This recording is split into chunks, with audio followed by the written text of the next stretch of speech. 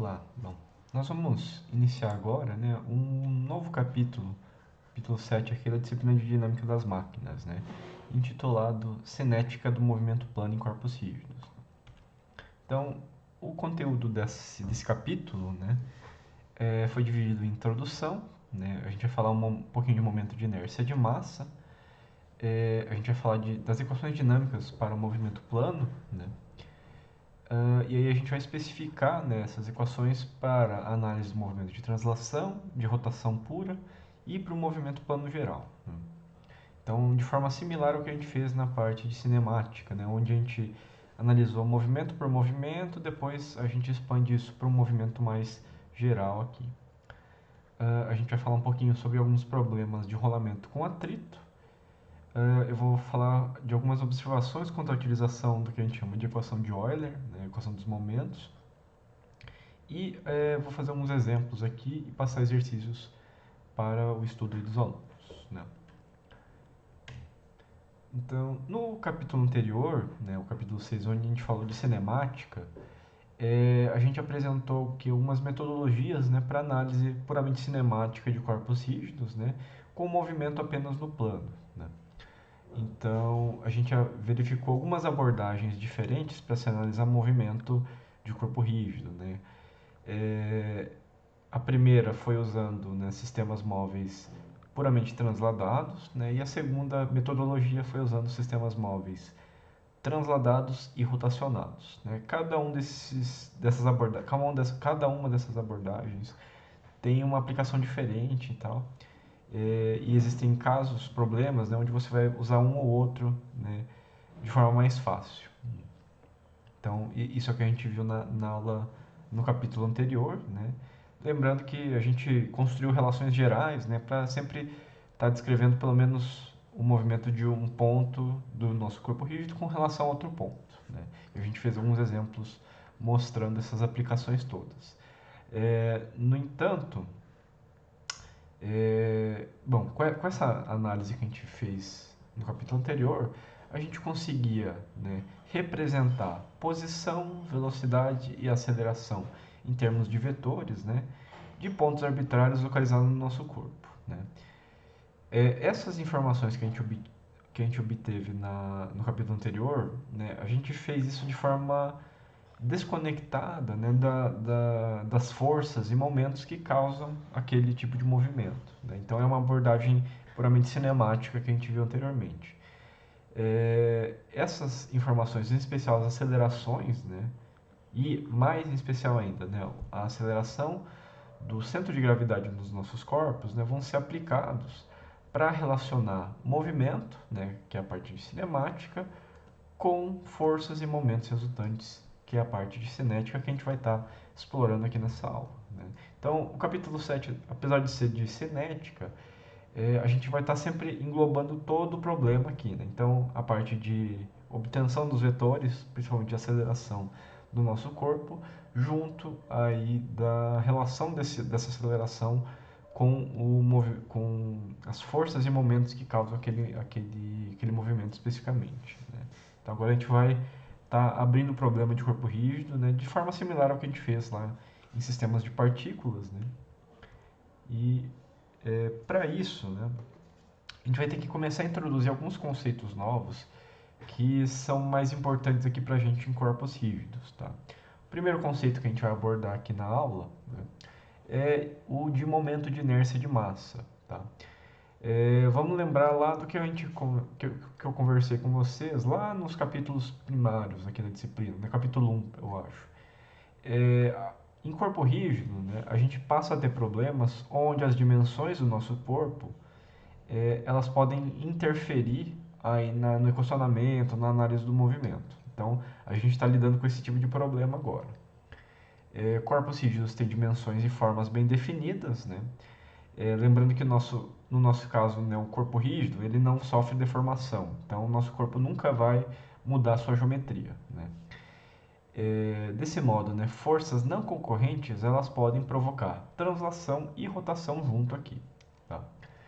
Momento de inércia de massa, tá, é uma medida, né, de resistência, tá, de um corpo né, já com dimensões significativas, né, a sofrer aceleração angular. Tá? Notem que essa definição aqui, ela é muito similar à definição de massa, que a gente falou lá quando a gente falou de segunda lei de Newton. Né? Massa é um grau, é uma resistência do nosso corpo em sofrer uma aceleração na forma de translação desse corpo. Né? É só pensar na equação de Newton, força, massa vezes aceleração. O momento de inércia de massa é o equivalente, né? Só que pensando, né, em movimento de rotação, em movimento angular. Né? Então, quanto maior é o momento de inércia de massa, mais difícil é impor uma aceleração angular naquele corpo rígido. Né? Então, uma observação importante aqui que eu tenho de fazer é de cuidar para não confundir momento de inércia de massa com momento de inércia de área. Né? Quando a gente estuda lá resistência dos materiais, mecânica dos sólidos, né? Um conceito que vocês estudam muito é momento de inércia diária, né? Então vocês têm aquelas tabelinhas, né? Seção retangular, seção triangular, circular e uma equaçãozinha para momento de inércia. Inclusive, às vezes os livros usam a mesma simbologia, né? Usam um i para representar isso. Aquilo ali é uma propriedade de seção transversal de corpo, de viga, de barra e tudo mais. O que a gente está lidando aqui é um pouco diferente, né? Embora tenha uma certa relação também. O momento de inércia de massa, né, uma diferença bem óbvia aqui que a gente vai ver, ele vai depender não só da geometria do seu corpo, mas também da distribuição de massa desse corpo. Né? Como que a massa se distribui ao longo do corpo rígido que você está estudando. Né? Então, a unidade de momento de inércia de massa, para a gente aqui, vai ser quilograma vezes metro ao quadrado. Né? Momento de inércia de área, salvo engano aí, qualquer coisa vocês podem me corrigir nos comentários, é metro a quarta, ou dimensão a quarta, nesse caso aqui. Tá? Então são conceitos diferentes, né? E lembrar aqui que o momento de inércia de massa leva em consideração, né, a massa daquele corpo, portanto ela depende de algumas propriedades do material, né? Densidade ou pelo menos a distribuição de densidade do seu corpo. Né? Matematicamente, o momento de inércia de massa, né, ele é a integral da distância ao quadrado em relação ao eixo de rotação de todos os elementos de massa diferencial dele, que compõem o nosso corpo. Então, matematicamente, né, esse momento de inércia é I, que é igual a integral de R quadrado em dm. Né? Sempre que você vê uma equação integral, assim, para entender o que representa essa equação, pense na integral como se fosse um somatório. Tá? Vou colocar entre aspas aqui, porque não é exatamente isso, é claro, né? Mas pense nisso aqui como se fosse um r quadrado vezes dm somatório. O que significa isso? A integral é um somatório, né, entre aspas, né, da distância ao quadrado de cada elemento de massa que compõe aquele seu sistema. Né? Então, quando você tem um corpo qualquer, você tem vários elementos infinitesimais de massa e esse momento de inércia é a soma da multiplicação dessa distância ao quadrado de cada elemento de massa pela massa daquele elemento. Né? Isso aí fornece o que a gente chama de momento de inércia de massa. Como a gente tem corpos contínuos, né, nesses casos, né, esse somatório que vira uma integral. Né? Então essa que é a ideia aqui. Estou mostrando aqui só uma ilustração de um corpo qualquer, cujo contorno é colocado em tracejado, né, e um eixo de rotação em torno do qual eu estou calculando o momento de inércia de massa. Né. Aqui na disciplina, só para facilitar a minha vida, né, e a gente vai falar isso muito ao longo da disciplina, eu vou chamar momento de inércia de massa só de momento de inércia, que é o comum de se fazer nos livros e tudo mais. O que eu atento aqui vocês é de não confundir momento de inércia de massa com momento de inércia de área. Na nossa disciplina, salvo exceções, quando eu falar momento de inércia, eu estou me referindo ao momento de inércia de massa. Tá? Então aqui é o corpo que eu estou ilustrando, um elemento de massa dm, né, que ele está distante de r em relação ao centro de giro. Né? Esse momento de inércia vai ser então a integral, né, a soma de todos esses r's ao quadrado vezes dm, para formar um i aqui nesse caso. Tá? Então, para entender, né, o significado do i, do momento de inércia de massa, né? Vamos pensar num cilindro aqui, nesse corpo cilíndrico aqui. Pode pensar que ele é de qualquer material que você queira, aí, alumínio, aço, plástico, né? E eu vou pedir para vocês refletirem, né? Em qual dos eixos, que eu estou colocando em três cores diferentes aqui, em qual dos eixos seria mais fácil promover o giro do cilindro abaixo, né? Em qual dos eixos seria mais fácil acelerar angularmente a rotação do cilindro, né? E por quê? Então, a gente tem um eixo vermelho aqui, né, que tem essa rotação aqui que vocês estão vendo. A gente tem esse eixo verde, né, que giraria o corpo em torno desse eixo aqui. E tem esse eixo em roxo, né, que a gente tem esse giro aqui nesse sentido, né? Antes de vocês verem a resposta que eu vou falar em seguida, né, pensem um pouco em qual dos eixos seria mais fácil acelerar nosso corpo, né? Se você pensar no conceito de momento de inércia, né, que eu acabei de falar, para girar o corpo em torno desse eixo aqui, você vai ter mais facilidade. Por quê? Porque as massas todas, elas se distribuem com um raio menor, né, em comparação aos demais eixos, né? No eixo em verde e no eixo roxo, né, que vão ser mais ou menos os mesmos casos, você tem distâncias maiores em relação ao centro de giro do que no caso desse cilindro, desse eixo aqui. Então, você vai ter mais facilidade de girar o cilindro nesse eixo do que nos demais eixos, porque as distâncias, né, das bordas do cilindro nosso são menores, né, do que no caso do eixo verde e no eixo roxo. Tá? Então, é só pensar um pouquinho, né? Pensa nesse corpo e você está tentando girar ele, né? Você vai ter mais facilidade onde a massa se distribuir de forma mais próxima, né, em relação ao centro de giro, né? Para talvez entender isso um pouquinho mais de forma mais geral, né? Pensem aí sei lá, uma barra, né? Essa barra ela tem uma massa irrisória e nessa barra tem duas massas aqui de mesma massa M, né? Então suponha que você está com a sua mão aqui na parte central dessa barra com as duas massas nas pontas, né? Se você tem uma barra curta, assim, você vai ter uma certa facilidade de giro, vou chamar assim. Imagina que essa barra aqui sei lá, 4 vezes maior, mas com as mesmas massas nas pontas, né? O que vai acontecer? Por causa dessas distâncias maiores, você vai ter mais dificuldade de girar esse corpo, né? Notem que eu não mudei a massa, né, nas pontas, né? E eu estou dizendo que essa barra ela tem uma massa irrisória, mas essas distâncias aqui em relação ao qual você está tentando girar o seu corpo, né, afetam esse momento de inércia de massa, né? Então, só para você ter um pouquinho melhor essa noção física do conceito de momento de inércia aqui com a gente.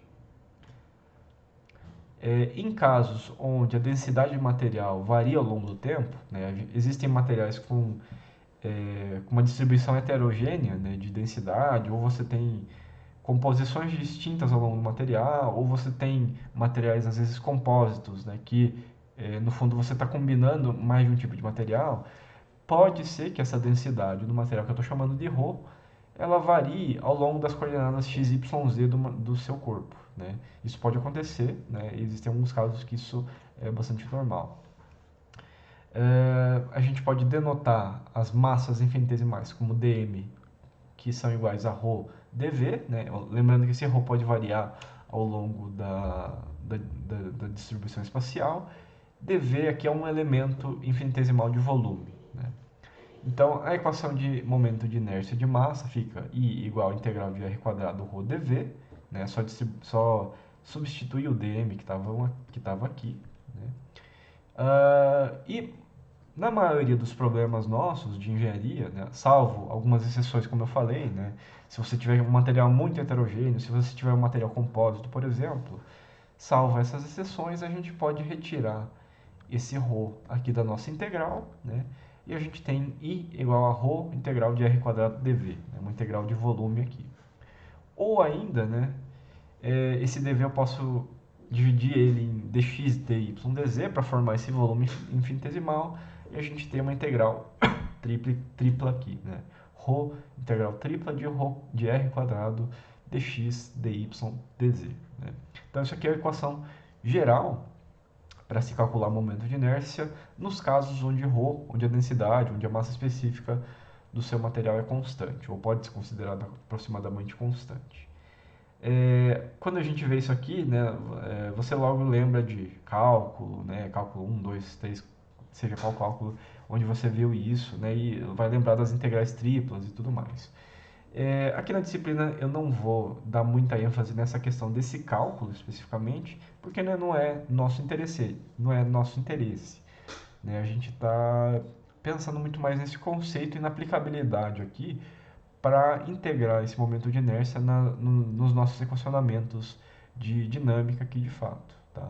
Então, eu vou apresentar algumas tabelas para vocês que estão na maioria do final dos livros de dinâmica e tudo mais, que apresentam né, já valores padronizados para momento de inércia. Tá? Então, a gente não vai colocar muito foco nisso aqui, né? Como eu disse, provavelmente vocês até já resolveram esse tipo de integral tripla, já calcularam o momento de inércia de massa, e eu vou mostrar alguns valores prontos aqui para a gente utilizar, e vou mostrar também como que você pode calcular o momento de inércia de uma peça mais complexa, né? Que não seja um cilindro, um disco ou coisa do tipo. Tá? Então, aqui eu estou pegando né, algumas tabelas que estão vindas aí do livro do Hibber, que a gente está utilizando aqui para a nossa disciplina. Né? Aqui a gente tem alguns sólidos típicos, né? Esfera, disco circular fino, né? É, essas tabelas sempre vão vir com os eixos, né? Para a gente se orientar, para saber qual equação utilizar. Normalmente as tabelas elas colocam o momento de inércia com relação a um sistema de coordenadas fixo no centro geométrico aqui do nosso corpo, tá? Que é o caso aqui da esfera nesse caso, né? No caso da esfera, aí vocês veem que ele está mostrando o momento de inércia xx, yy, zz. São os momentos de inércia com relação ao eixo x, com relação ao eixo y, com relação ao eixo z. Então, se você tentar fazer essa esfera perfeita girar em torno de qualquer eixo, você vai ter a mesma resistência. Né? Portanto, a gente tem exatamente a mesma equação aqui, 2/5 de mr quadrado. Né? Aqui num disco circular fino, a gente passa a ter umas diferenças. Né? Então, no caso aqui, ele colocou um sistema de coordenadas no centro geométrico e outro na borda do disco. Né? O disco fino significa que a espessura dele é irrisória. Tá? Então, se você tentar girar ele em torno de xx, em torno de x ou em torno de y, né, que são esses dois eixos aqui, a resistência ao giro vai ser mais ou menos a mesma. Né? Então, é 1/4 de mr quadrado aqui, resolvendo as integrais, então a gente não está fazendo isso aqui. Em torno de z, a gente tem meio de mr quadrado, né? Porque a gente tem uma distribuição de massa diferente em relação àquele eixo. Né? Lembrem do que a gente acabou de explicar com aquele exemplo do cilindro. E aqui uma terceira expressão para z', que é esse eixo deslocado aqui. Tá? A gente vai ver que tem outras formas de se deduzir isso, né, usando o teorema de eixos paralelos, inclusive. Aqui são alguns outros exemplos, tá? Mesma ideia, né, no caso aqui de um cilindro, né, ele apresenta aqui o xx, yy, né, que tem o mesmo momento de inércia e em torno de zz. Né? E aqui por último, né, uma placa fina, né, também uma placa retangular com arestas B e A, né, e ele mostra os momentos de inércia em relação a cada conjunto de eixo aqui. Tá? Então são alguns exemplos típicos, né? A gente vai em alguns casos a gente vai acabar utilizando esses exemplos né, nos nossos casos aqui. E é comum, né? Acho que até no livro do Hibber tem até mais outras geometrias aqui específicas onde ele dá o nosso momento de inércia de massa. Lembrem aí do que eu falei, né? Não confunda o momento de inércia de massa com o momento de inércia de área. Né? Momento de inércia de massa sempre vai ter massa na equação. Momento de inércia de área só vai ter variáveis geométricas. Tá? Então é uma confusão bastante comum aqui entre os alunos. Tá? Aqui outros exemplos, né? Tem um anel fino aqui, mesma coisa, e uma barra delgada. Né? Barra delgada é uma barra com um raio, um diâmetro muito pequeno em relação ao comprimento. Tá? Então, só alguns exemplos típicos aqui. Além disso, né, se você tiver que fazer um cálculo, né, numa geometria muito mais complexa, né, do que um cilindro, um disco fino, um anel, por exemplo, os softwares de CAD, né, de desenho que a gente usa comumente, pelo menos a maioria deles, tá? Eu acho que todos que eu já vi usam isso, né? Pelo menos os softwares que a gente usa para engenharia mecânica, eles fornecem, né, um módulozinho, uma funcionalidade para calcular momento de inércia de massa aqui do seu corpo. E momento de inércia de área também, por isso que a gente tem que tomar cuidado com isso. Nesse caso, né, o que a ferramenta faz? Você tem que atribuir material para o seu desenho, né? Você fala, ó, esse meu cilindro é feito de aço 1020. E aí ele vai calcular basicamente aquela integral, né, r quadrado dm, para estimar, né, o momento de inércia do seu corpo, né, com base tanto nas propriedades do material e na geometria que você desenhou da peça. Aqui é um exemplo de um print screen, tá? Que eu tirei de um software específico que é o Autodesk Fusion, onde ele faz isso, né? É, Normalmente aqui ele vai fazer isso em relação ao CG do corpo, tá? Ou centro de massa aqui do seu corpo, e ele vai dar todos os valores, né? Em torno de x, em torno de y, em torno de z, né? E além disso ele vai dar alguns valores cruzados aqui de momentos de inércia, que a gente não vai falar isso agora, né? A gente vai falar um pouquinho disso quando falarmos de dinâmica de movimento tridimensional, tá? Então, o que importa para a gente são esses valores aqui, x, y, y e zz, e eles dependem, é claro, do sistema de coordenadas que você tem no CAD, né? Então, aqui a gente tem, no caso, o eixo x, aqui o eixo z e aqui o eixo y, tá? Então, é só cuidar com isso para adaptar para o seu problema, caso você tenha que fazer isso num caso complexo, né? A vantagem disso é que se você tiver um desenho complicado aí, né, com uma geometria muito complexa, né, às vezes sei lá, uma biela, né, com uma geometria um pouco mais irregular, né, o software te ajuda a fazer esses cálculos, né, pelo menos de forma aproximada aí, tá?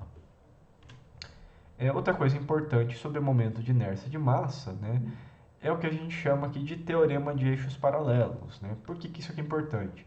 Porque frequentemente nessas tabelas você só vai ter o momento de inércia em relação a um ponto específico, né? Geralmente em relação ao centro geométrico daquele sólido. Por que isso pode ser limitante? Porque às vezes você quer saber como que é a resistência do movimento do corpo em relação a um giro que não é esse centro geométrico, né? Que é em relação, sei lá, a um ponto P qualquer.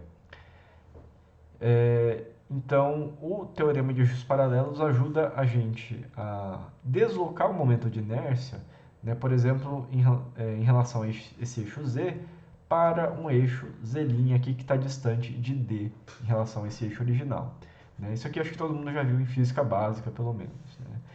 Então, nesse caso, se os eixos de cálculo do momento de inércia de massa forem paralelos e distantes de D, pode-se provar, né, não vou deduzir isso, né, mas a gente pode provar que o momento de inércia do corpo em relação ao ponto P pode ser dado por IP é igual a I em relação ao CG mais massa do corpo vezes a distância dos eixos ao quadrado, né? Essa equação vai ser especialmente útil para a gente aqui em algumas situações onde a gente vai usar o que a gente chama de lei de Euler, né, que é o somatório de momentos, de um sistema em relação a um ponto arbitrário P que não é necessariamente o CG daquele corpo, tá? Então vão ter casos onde a gente vai ter que fazer isso, né? A gente vai ver mais adiante, e o teorema de eixos paralelos particularmente vai ser importante. No software de CAD, você também pode deslocar o sistema de coordenadas e calcular o seu momento de inércia em relação àquele sistema, tá? Então tem essa possibilidade também.